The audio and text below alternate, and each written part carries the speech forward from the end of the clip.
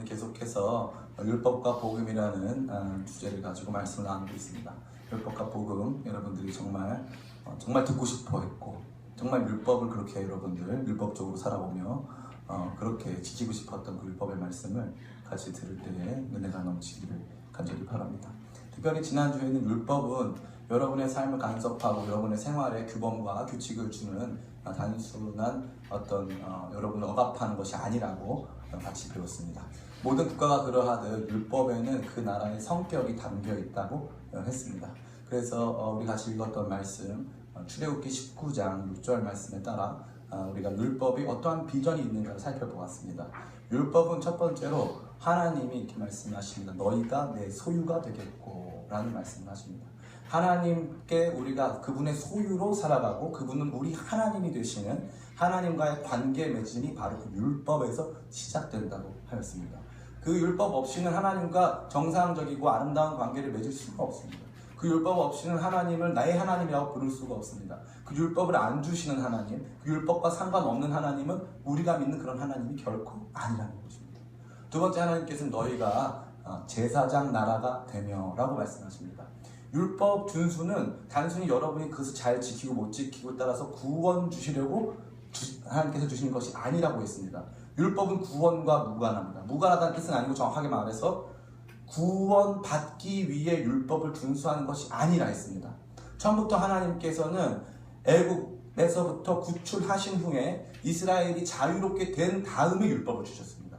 애굽에서 종노릇 할 때 주신 것이 아니라 애굽에서부터 자유케 하셔서 자유민으로서 이스라엘 백성들에게 율법을 줬다는 것이죠. 그것은 하나님께서 이스라엘 백성들이 그 율법을 지킴으로써 하나의 나라와 문화를 만들어 가기를 간절히 원했던 것입니다. 그것은 다른 것이 아닌 제사장 나라라고 일컬어집니다. 그래서 이 이스라엘 사람들이 율법을 지키고 하나님을 섬기는 모습을 보면서 다른 열방의 국가들이 나도 이스라엘처럼 하나님 섬기고 싶어 하면서 나아갈 수 있는 길을 제시하는 하나님 나라의 샘플 국가로 삼기 위해서 율법을 주셨다는 것입니다.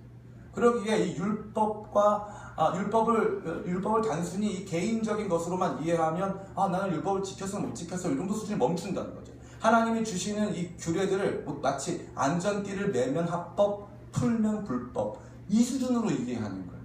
제가 제일 안타까운 게 바로 그런 율법의 비인격적 이해입니다. 율법은 비전이 있어요.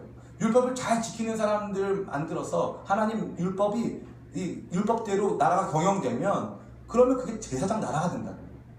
근데 그 하나님 나라의 비전이 율법에 서려 있는데 그 하나님 나라의 비전을 보지 못한 채 이거는 죄, 저거는 죄 아님 이걸로만 판단하는 게 누굽니까? 바리새인. 너무 안타깝습니다. 세 번째, 첫 번째는 너희가 나의 소유가 되겠고 두 번째는 제사장 나라가 되고 세 번째는 거룩한 백성이 되리라. 지금서 말씀드렸습니다. 율법의 세 번째 비전은 거룩한 백성이 되리라.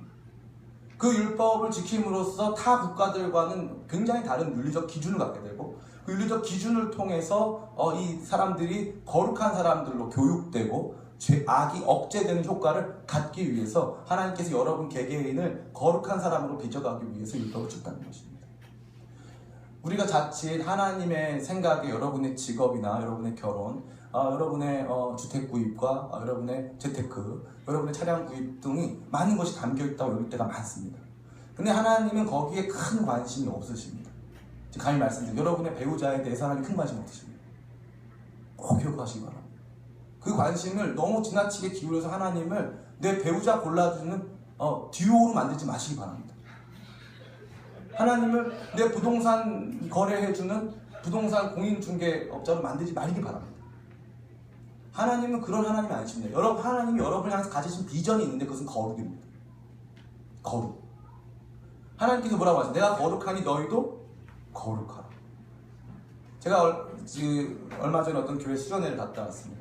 교회 수련회를 갔다 와서 제가 그 얘기를 했습니다. 하나님 여러분 대학에 관심 없으십니다. 하나님 여러분 무슨 대학 가는지 관심 없으십니다. 여기가 충격받을 표정이에요. 하나님의 궁극적 관심은 여러분의 거룩입니다. 거룩.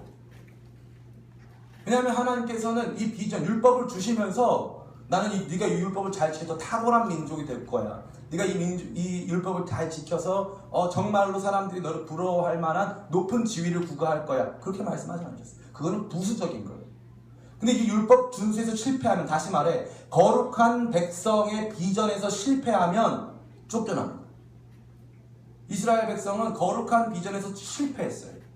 거룩한 비전에서 실패했기 때문에 가나안 땅에서 쫓겨낸 거예요. 제가 하는 말씀이 다 거짓말 같죠? 다 안 믿는 분들 좀 있는데, 신명기 다 나오는 말씀. 그러니까 여러분들이 하나님을 생각할 때 지나치게 여러분의 일거수일투족 하나하나를 다 간섭하시고, 그러한 것들의 작은 선택 하나에 막 보고 계시다. 네가 이거 뭐 고르는지 보자, 왼쪽 고르는지 오른쪽 고르는지 보자, 너 그거 고르면 안 돼, 고르면 안 돼, 고르면 이놈의 자식, 이런 하나님이 아니라는 것입니다. 너무 우리는 하나님을 그렇게 평가한 거예요. 이놈, 너 이거 고르려고 그래, 고르려고 그래. 담배를 손에 든다, 담배 든다, 불을 켠다, 자식 이거 입에 안 돼. 하나님은 왜 그런 식으로 이해하냐는 것이에요. 너무 안타깝습니다. 하나님은 우리를 거룩한 백성으로 빚어가는 비전이 있어요. 여러분 거룩하십니까?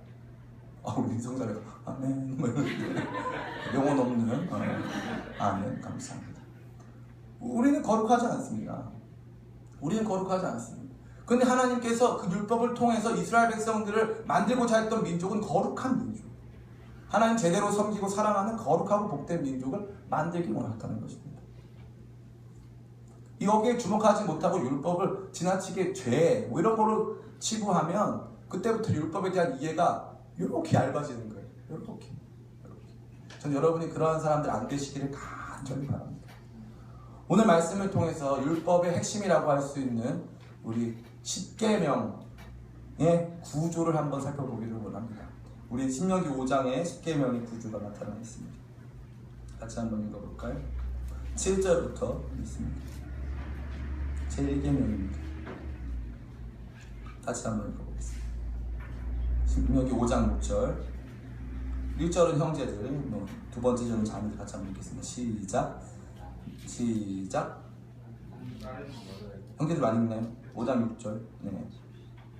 시작. 나는 너를 애굽 땅 종되었던 집에서 인도하여낸 내 하나님 여호와라. 나에게는 다른 신들을 내게 비추어 바치지 마라. 너는 자기를 위하여 새긴 우상을 만들지 말고 위로 하늘에 있는 것이나 아래로 땅에 있는 것이나 땅 및 물속에 있는 것을 어떤 형상도 만들지 말며 그것들에게 절하지 말며 그것들을 섬기지 말라. 나 내 하나님 여호와는 질투하는 하나님인즉 나를 미워하는 자의 죄를 갚되 아버지로부터 아들에게로 3,4대까지 이르게 하거니와 나를 사랑하고 내 계명을 지키는 자들에게 천대까지 은혜를 베푸느니라. 너는 내 하나님 여호와의 이름을 망령되이 일컫지 말라. 나 여호와는 내 이름을 망령되이 일컫는 자를 죄 없는 주를 인정하지 아니하리라. 내 하나님 여호와가 네게 명령한 대로 안식일을 지켜 거룩하게 하라. 엿새 동안은 힘써 내 모든 일을 행할 것이나 일곱째 날은 내 하나님 여호와의 안식일이지. 너나 내 아들이나 내 딸이나 내 남종이나 내 여종이나 내 소나 내 나이나 내 모든 가축이나 내 문화를 일하게 되더라도 아무 일도 하지 못하게 하고 내 남종이나 내 여종에게 너같이 안식하게 할지니라. 너는 기억하라. 내가 이 땅에서 종이 되었더니 내 하나님 여호와가 강한 손과 평화로 거기서 너를 인도하여 내었으니 그러므로 내 하나님 여호와가 내게 명령하여 안식일을 지키라 하니라. 너는 내 하나님 여호와께서 명령한 대로 내 부모를 공경하라. 그리하면 내 하나님 여호와가 내가 준 땅에서 내 생명이 길고 복을 누리리라. 살인하지 말지니라. 간음하지 말지니라. 도둑질하지 말지니라. 내 이웃에 대하여 거짓 증거하지 말지니라. 내 이웃의 아내를 탐내지 말지니라. 내 이웃의 집이나 그의 밭이나 그의 남종이나 그의 여종이나 그의 소나 그의 낙이나 내 이웃의 모든 소유를 탐내지 말지니라. 아멘. 감사합니다. 이 10계명의 말씀은 총 두 가지의 부분으로 구성되어 있습니다. 첫 번째는 하나님에 대한 것과 두 번째는 사람에 대한 것으로 나눠져 있습니다. 그래서 예수님은 그 구약 성경 율법 전체를 내 이웃을 내 몸같이 사랑하라, 그리고 내 하나님 여호와를 사랑하라 하는 이 두 가지의 말씀이 모든 율법을 구성하는 체계라고 말씀하셨습니다. 그러니까 우리가 10계명을 이해할 때 예수님의 말씀에 근거하여 10계명을 두 가지 부분, 하나님을 사랑하게 하는 부분과 이웃 사랑의 부분 두 가지의 구조를 갖추고 있음을 늘 기억해야 합니다. 그런데 이것이 이 하나님을 사랑하게 하는 부분, 하나님을 사랑하는 부분 속에 이 강조되는 것은 하나님 한 분만의 배타성, 유일한 하나님 한 분만의 이 존재, 하나님 한 분만을 섬겨야 하는 하나님 한 분만을 향한 예배가 살아있습니다. 우리는 이 하나님에 대한 법이 규정되어 있는 법을 종교법 위에는 시민사회법에서 볼 수 없습니다. 시민사회법에서는 모든 종교는 자유를 갖습니다. 그러나 이 법은 시민사회법과 전혀 다릅니다. 왜 그렇습니까? 이 법을 준 사람이 누굽니까? 하나님입니다. 이 기준은 하나님으로부터 왔습니다. 그러니까 우리가 자꾸 이 법에 대하여서 시민사회적인 뭐라고 할까 적용을 가하면 그때부터 굉장히 이 법이 이상해지고 애매해집니다. 이 법은 하나님께로부터 왔습니다. 두 번째, 이 법은 하나님께로부터 왔는데 여러분 잘 살펴보세요. 마음을 규제합니까? 행동을 규제합니까? 잘 보세요. 여러분 답을 주세요. 마음을 규제합니까? 행동을 규제합니까? 어디에 더 강조점이 있어요?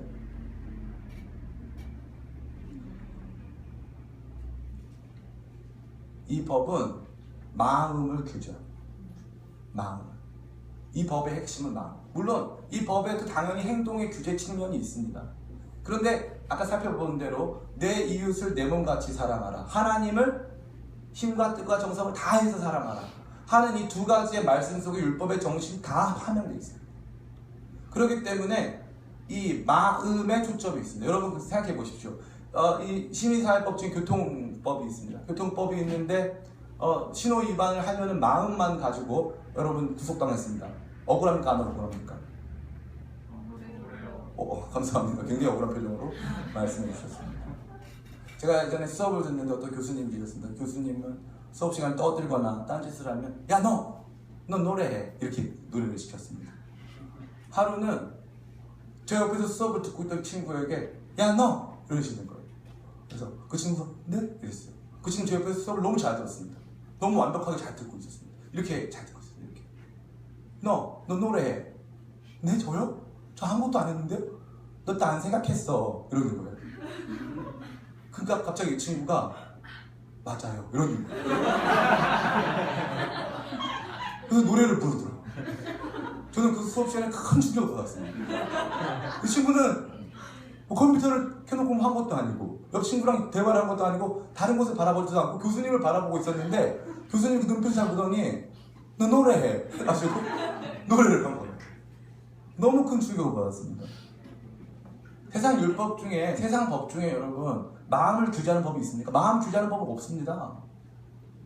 마음을 규제하는 법은 없어요. 뭐에만 있습니까? 율법에만 있어요. 마음을 규제해요. 그러니까 우리의 최종적인 심판이 어디란 거예요? 마음을. 그러니까 하나님은 이 십계명을 통해서 뭘 보여주시고자 하는 거예요? 너 행위의 결과뿐만 아니라 너 행위의 동기까지 다 보겠다 이거예요. 그래서 율법이 무서운 거예요. 그래서.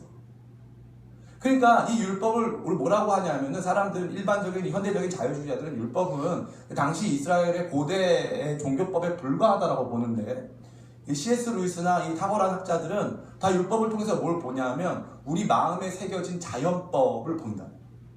마음에 새겨진 자연법. 우리 마음이 부패해 있다는 것을 본다는 것이죠. 특별히 C.S. 루이스 같은 경우에는 무엇을 주목하냐면 인간의 욕구 중에 모든 욕구는 그것을 채워야지만 충족이 되고 사람은 그것을 채우려고 노력한다는 거예요. 근데 인간의 욕구는 딱 한 가지. 선을 행하고자 하는 욕구만큼은 인간이 채우기를 원하지만 스스로 채우지 않는다는 거예요. 스스로 이것부터 멀어져 있다는 것을 발견하는 것이죠. 그래서 C.S. 루이스가 계속 제기하는 문제가 뭐냐면 이 도덕법, 자연법에 대한 문제입니다. 이 십계명은 우리 내면에 존재하는 양심으로 일컬어지는 도덕법의 존재를 명확하게 보여주고 이 법이 마음을 규제하고 있음을 보여줌으로써 이 법 앞에서 누구도 자유로울 수 없음. 다시 말해서 갈라디아서에 말하는 그리스도를 보게 하는 초등교사의 역할을 한다는 거예요. 그것이 너무나도 중요한 것입니다. 우리 이 십계명에서 정말 재미있는 부분이 너무 많습니다. 특별히 십계명은 앞에 4계명까지는 하나님을 향한 그 규례로 되어 있습니다. 5계명은 내 부모를 공경하라라는 법으로 되어 있습니다. 근데 이 부모 공경은 특별하게 뭐가 없습니까? 징벌이 없습니다. 부모 공경만이 어떤 법입니까? 긍정적 법입니다.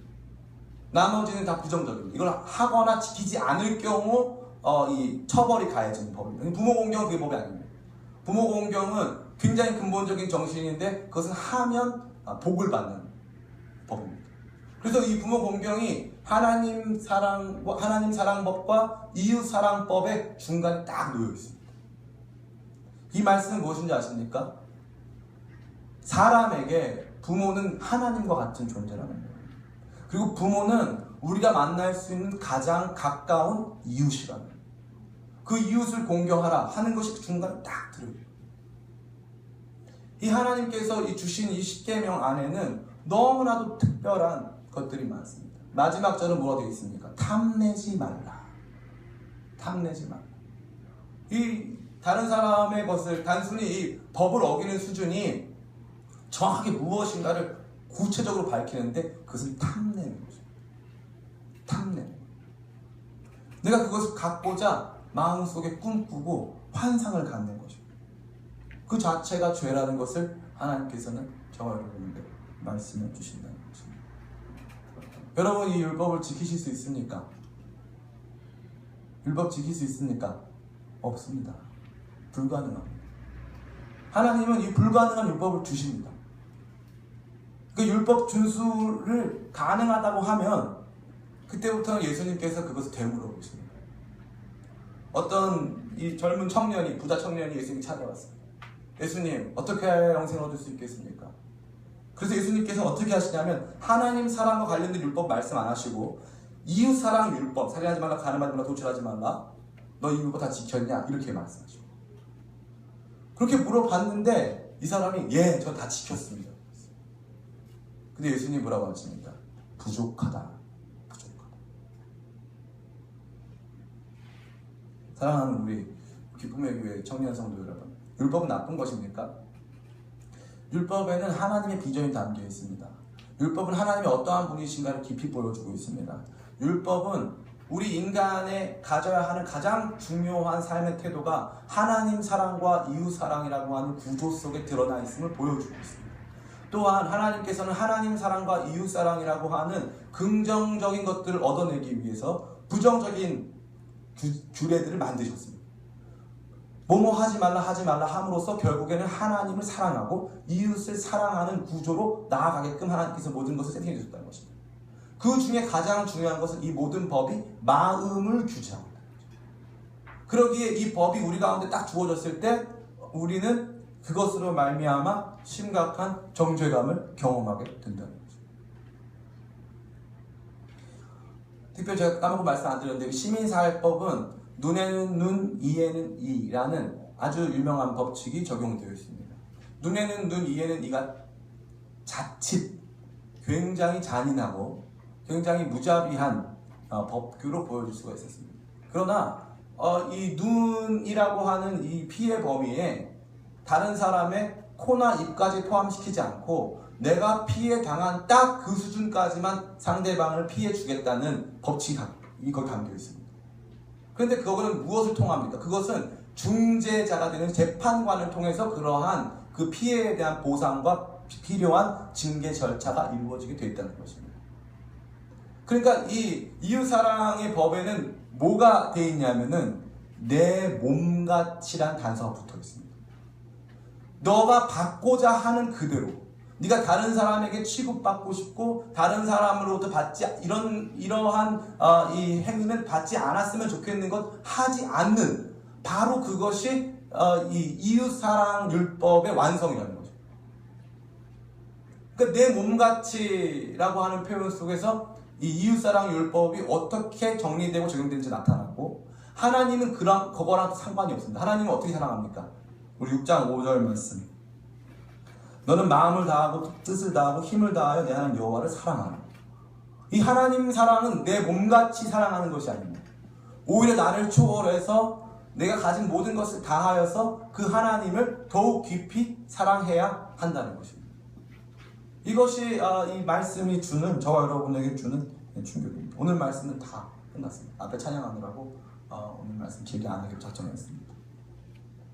사랑하는 우리 이 시대의 청년 여러분, 율법이 바로 이러한 역할들을 감당한다는 것입니다. 우리에게 가장 중요한 하나님 사랑과 이웃 사랑이라고 하는 틀을 제공해 줍니다. 그 틀이 없으면 어디서부터 어디까지가 뭔지를 전혀 모릅니다. 율법은 하나님을 바르게 섬기고 이해하는 수준과 다른 사람들과 관계 맺는 모든 관계의 기준들을 바르게 제공하고 있습니다. 또한 이 율법은 저와 여러분에게 마음을 규제함으로써 하나님께서 진짜 원하시는 것은 우리 마음이지 우리 행위가 아니라는 것을 보여주고 있습니다. 물론 하나님께서는 많은 부분 행위를 제한하십니다. 살인하지 말라. 살인하지 않으려고 했는데 살인을 하게 되었네요. 하는 것은 없습니다. 하나님께서 인정해주지 않습니다. 물론 제가 나중에 설명드리려고 했는데 이 법 안에는 은혜가 충만합니다. 이 법에는 은혜가 충만합니다. 고의로 살인한 사람인 경우, 고의로 살인하지 않은 사람인 경우에는 각 성마다 도피성이 있습니다. 그래서 고의로 살인하지 않고 우발적인 살인을 한 사람이 그 사람의 친족이나 그 사람의 친구들로부터 이 개인적인 복수를 당하지 않도록 도피성에 피할 수 있는 제도가 마련되어 있습니다. 그러니까 이 법 안에는 그러한 은혜가 담겨 있습니다. 그러나 이 법은 확실하게 우리의 내면에 하나님을 더욱 깊이 사랑하고 내 이웃을 내가 받고자 하는 대로 그들에게 베풀고 사랑할 것을 촉구하고 말해주고 있다는 거죠. 복음은 이 수준을 절대 포기한 적이 없습니다. 복음은 이 수준을 절대 포기한 적이 없습니다. 우리는 자칫 이 율법이 복음이 율법을 폐기하거나 아니면은 좀 다른 양상과 방식으로 복음이 율법을 성취했다고 이해하는 경향이 있습니다. 전혀 그렇지 않습니다. 복음은 율법이 제시한 틀, 하나님 사랑과 이웃 사랑의 틀을 만족시킵니다. 예수님은 하나님을 사랑하여 이웃을 위해 십자가를 지셨습니다.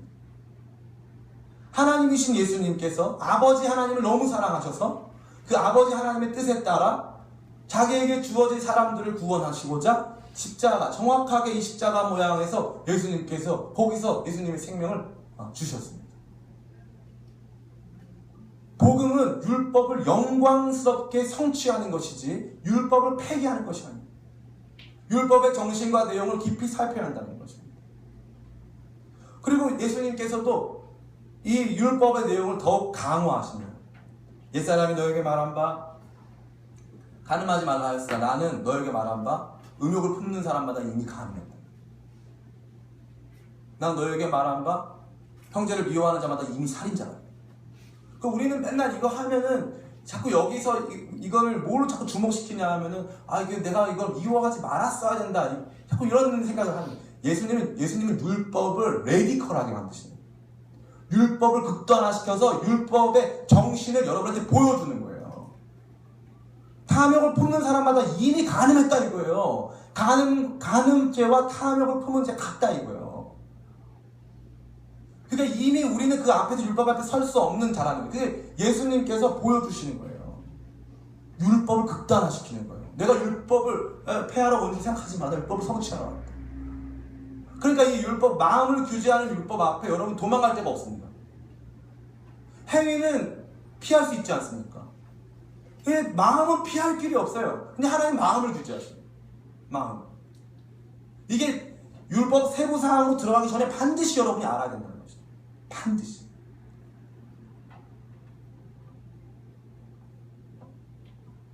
정말 마지막 말씀. 이거 저 사람은 절대 하지 말라고 저한테 절대 하지 말라고 했는데. 율법을 어기는 것. 다시 말해서 살인하는 것은 누구에게 범죄하는 것입니까? 이게 굉장히 중요합니다. 하나님은 이 율법을 주시면서 뭐라고 하냐면 나는 너를 애굽 땅 종대 곳에서 구원한 여호와라. 하나님은 중요 율법에서 나는 여호와라. 나는 여호와라 말씀하세요. 우리가 율법 준수를 한 굉장히 중요한 동기는 하나님 때문입니다. 하나님 때문에. 내가 살인을 저지른 것이 단순히 그 사람에게 피해를 주었기 때문에가 아니라 하나님께서 그것을 원하지 않으시기 때문에 내가 살인을 저지른 경우 두 가지 죄인데 하나는 하나님께 죄를 범한 것이고 두 번째는 이웃에게 죄를 범한 것입니다. 가끔 흉악범들이 TV에 등장합니다. 흉악범들이 TV에 등장해가지고 나와서 거기 서가지고 이렇게 처음에는 막 아주 태연한 태도로 있다가 나중에 범죄 현장 다 저거 하고 너가 죄졌다고 막 한다면 나중에 시간 좀 지나면 이 사람이 회개하면서 뭐라 그래요? 어머니께 죄송하다고. 왜 어머니께 죄송합니까? 피해자 여러분 죄송하고 어머니께도 죄송합니다. 왜 어머니께 죄송? 이게 핵심이에요. 죄가 이거라는 걸 저는 꼭 보여드리고 싶습니다. 왜 어머니 살아계세요? 난 어머니는 안 죽였어. 다른 사람을 죽였지 어머니 안 죽였어요. 어머니는 살아계신데 왜 어머니한테 죄송하냐는 거죠. 그게 핵심입니다. 율법이 동일합니다. 율법은 아직 종되어서 아무것도 알지 못하고 아직 국가, 비전, 하나님의 영광스러운 뜻과 계획 따위는 알지 못하는 이스라엘 백성에게 하나님께서 거룩한 백성과 나라를 만드시고자 주신 하나님의 비전, 하나님의 기대, 구원해 주신 하나님의 기대, 나를 구원해 주신, 나를 믿어 주시고 나를 통해서 큰 역사 이루시려고 나한테 크나큰 선물을 주신 하나님을 향한 기대가, 하나님이 우리를 향한 기대가 있는 거예요. 근데 살인을 범함으로써 하나님의 기대를 저버린 거예요. 하나님의 은혜를 저버린 거예요. 그래서 다윗이 시편 51편에서 뭐라고 고백합니까? 내가 주께만 범죄하였사오니. 너무 충격적이지 않습니까? 왜 주께만 범죄를 했습니까? 밧세바를 취하고 우리아를 죽이지 않았습니까? 우리아의 부모에게도 범죄한 것이고 밧세바의 부모에게도 범죄한 거 아닙니까? 우리아 자신에게도 범죄한 거, 밧세바에게도 범죄한 거 아닙니까? 그 다윗은 뭐라고 말합니까? 내가 주께만 범죄하였사오니. 이렇게 고백합니다. 왜 그렇습니까? 그 내용을 잘 봐야 합니다. 그건 하나님께 하는 회개입니다. 자신은 자기는 가난하고 천한 자로다. 나는 가난하고 천한 자로다. 나 같은 사람은 하나님께서 세우셔서 이스라엘의 목자로 삼으셨다고 늘 찬양했습니다. 그런데 그 하나님의 기대를 저버리고 하나님의 기대를 저버리고 충신을 죽이고 충신의 부인을 뺏었습니다. 그때 다윗에게 들었던 마음이 뭐냐 하면 이 죄가 하나님께 범한 죄라는 의식. 그 의식. 여러분이 소매치기를 혹시 해보신 분 계시나요? 나 소매치기 좀 해봤다. 아리랑 치기 막 이런 거 전문 용어 나오고 막 좀 해봤다. 솔직히 취객들을 털어봤다. 안 계신가요? 다들 안 그렇게 생겼어요. 몇 분 빼고요. 그런 거 하고 나면은 평상시에는 다 괜찮다가 걸렸어요. 저 안 했어요. 엄마가 딱 왔어요. 이놈 자식아 등자로 2번 드립니다. 엄마는 이놈 자식아. 그럼 어떻게? 엄마 미안해. 율법에는 그게 담겨 있는 거예요.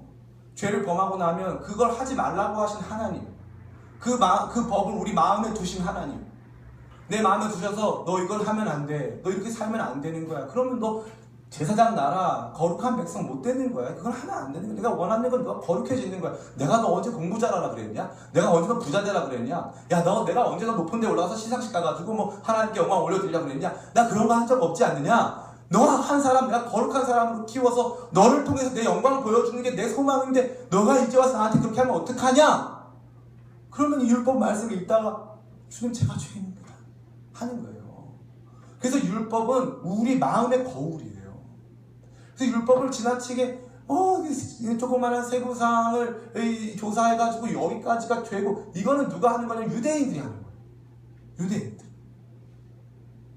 여러분 절대 그렇게 하지 않길 바랍니다. 율법에 담겨있는 그 풍성한 주님의 진리, 공의와 사랑이 여러분을 완전히 사로잡길 간절히 원합니다. 하나님 사랑하고 이웃 사랑하는 게 우리 삶의 가장 중요한 본분이고, 그 마음의 법을 우리 안에 마음에 두셔서 우리 마음을 감찰하시는 하나님 앞에 늘 서 있구나.